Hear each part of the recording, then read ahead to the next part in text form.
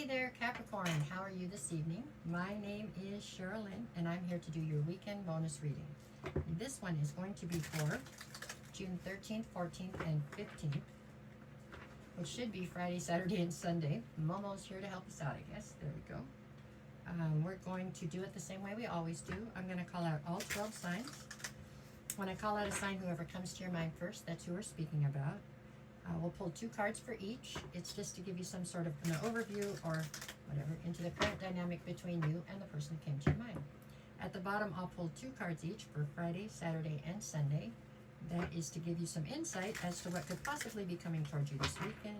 The hope here is to make your weekend easier to navigate, okay? That's what we're hoping. All right, this one's going to be for my Capricorns. Capricorns. Let's see what we get. If you're a Capricorn currently dealing with an Aries, I have the Knight of Wands and the Ace of Swords. So this Aries is viewing you as somebody who has suddenly come into the truth. And it has you acting quite out of character towards them. So this truth has to involve them then, huh? Yeah. It almost has you acting impulsively or angry towards them or something, which is not your normal MO. So I would say they are semi-alarmed. That's what I got on that one. If you are a Capricorn dealing with a Taurus, I have the 7 of Cups and the 3 of Swords. So this Taurus is viewing you as somebody who is fairly heartbroken right now over the fact that somebody decided to go and look into their options or something. I don't feel like this heartbreak came by way of the Taurus, meaning I feel like this Taurus is a friend or something that is watching you go through something right now. If you are a Capricorn dealing with a Gemini, I have the 5 of Cups and the Magician. So the Gemini is viewing you as somebody who's dealing with a sense of loss and regret right now. As you try to manifest, it feels like you're trying to manifest your revenge. That's a weird thing to say, but that's what came into my head. So intuitively, that's what I feel. I do feel like you're mad at the Gemini. I'm not sure if the reason you're mad at them is grounded.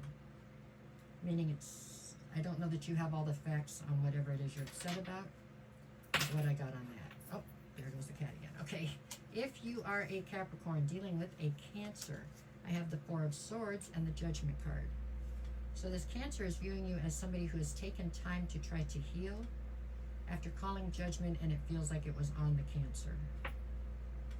If this was romantic, it feels like it was romantic a long time ago or something. Could be just a friendship. I don't know. This one feels very lacking in emotion for some reason. If you are a Capricorn dealing with a Leo, I have the Ace of Pentacles and the 3 of Pentacles. So this Leo feels as though there is a new opportunity coming towards you, and they would love to collaborate with you within this new idea, whatever this is. So this feels as though it's very work related. It's attached to money for sure. If you are a Capricorn dealing with a Virgo, I have the Queen of Pentacles and the Tower. The Virgo is viewing you as somebody who is in the Queen of Pentacles. So like the mini Empress. I mean, you are nurturing. You're abundant, you're grounded, you're somebody who's looking towards the future, you're always into the big picture. With the Tower, though, something has happened here lately that has shaken you so that you're not quite the same, you're not quite being yourself towards them. I don't feel like this is romantic. If it was a situationship. This doesn't feel like it was a relationship. If you are a Capricorn dealing with a Libra, I've got the Justice card and the 7 of Swords. The Libra is viewing you as somebody who's acting very strategically and hoping desperately for justice in a situation. You're acting strategically and hoping for justice. I guess this is something that has to do with them. This doesn't feel romantic to me either. But I do feel emotion here.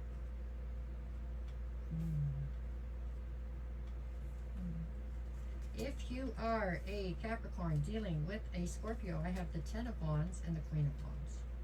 So the Scorpio is viewing you as somebody who's carrying a very heavy burden, and they don't understand why. Meaning they don't understand why you're burdening yourself with something or someone that is not worthy of you, basically.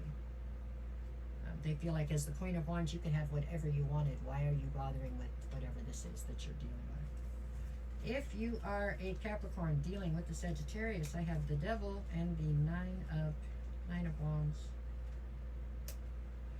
So the Sagittarius is viewing you as somebody who's quite wounded right now. You're quite wounded over something that had to do with an addiction or an obsession. An addiction, it feels like. I don't feel like you had the addiction, but maybe you were dealing with somebody who was very addicted, and that's where this wounding has come from.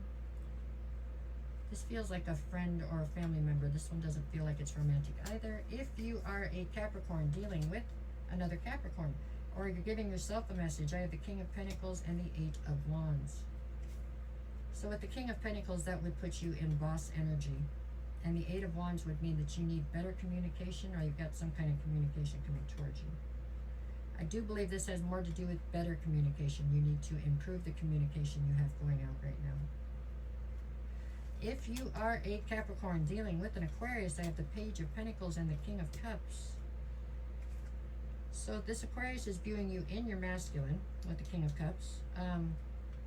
Somebody who is definitely in control of their emotions and has a good, has the ability to control other emotions as well. With the Page of Pentacles, they feel like you're trying to build a solid foundation for yourself. This one feels fine. This is a longtime friend or family member as well. If you are a Capricorn dealing with the Pisces, I have the Six of Cups and the Six of Swords. So with the Six of Cups, this is somebody you have a ton of history with, and with the Six of Swords, this person feels like you need to sail your ship or your life off into calmer waters. You've been in the chaos and uncertainty for too long. It's starting to affect you. And this is somebody who's known you for most of your life, it looks like. Okay. That is what I got on those. Let's see, what do we got for Friday? You've got the Six of Pentacles and the King of Swords. So it looks like on Friday, there really could be some sort of an influx of money on Friday.